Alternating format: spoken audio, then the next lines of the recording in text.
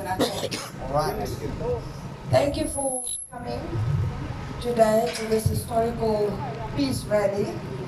I'm not going to do a speech. What I'm going to do is speak about a farmer, a victim, the only survivor, and this is his story, so that you can see what is really going on there in South Africa.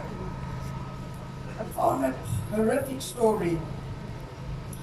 As I sit with my wife, daughter 8 years, and son 6 years in the kitchen preparing dinner, I see the determination in my son's eyes, thinking a fine young man he will become one day.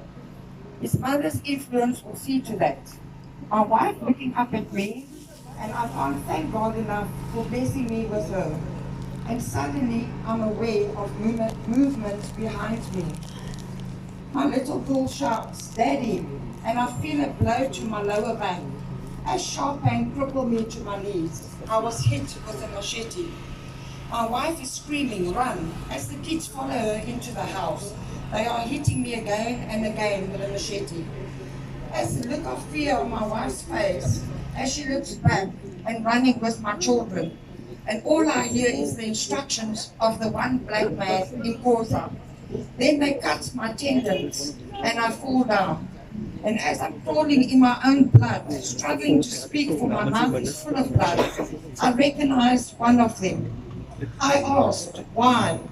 He just laughed at me and started hitting me again with a machete. Two of them got me to my feet and dragged me to the living room, where my wife and daughter was being held screaming. They put them both over the couch, legs spread open, knocked me to the floor and stood on my face so that I can see my wife and 8-year-old daughter being raped.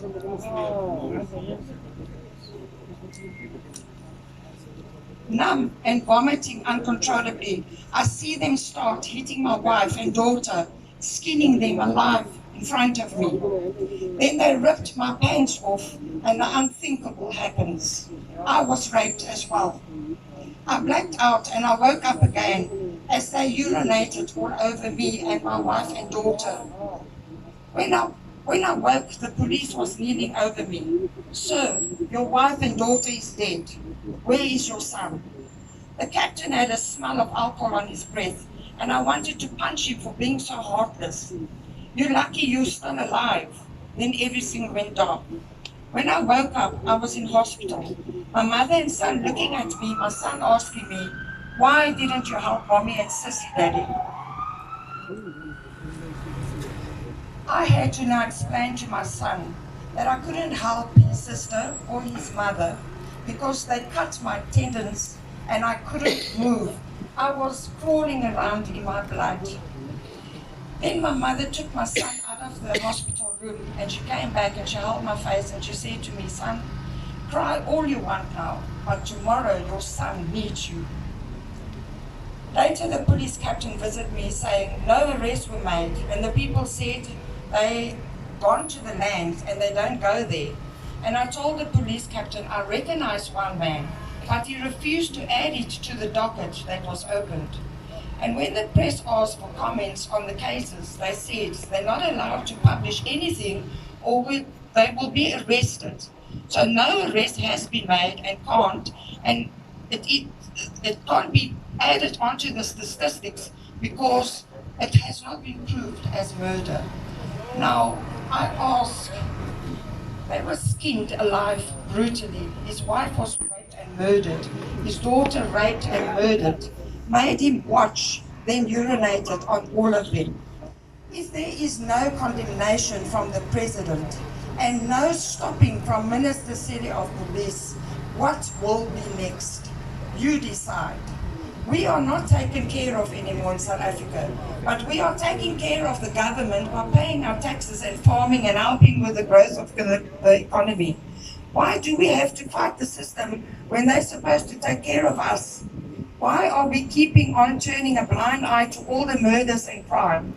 Why is our president being dictated by the gangsters? The government wants to restrict my rights and yours, and our constitutional rights. I'm here today to stand up to our law-abiding citizens of this country and our farmers and the women and children and all the crime victims. Enough is enough. Well, I'm Debbie Els, and I'm going to tell you today, it's not going to happen anymore. Without a fight, and I'm not talking about violence or gunshots, I'm going to come down to Parliament with all until you listen to the majority, and we are the majority. Yes. We need to drop all this division going on here. We have a constitution written for everybody, and I'm also everybody, and so are you.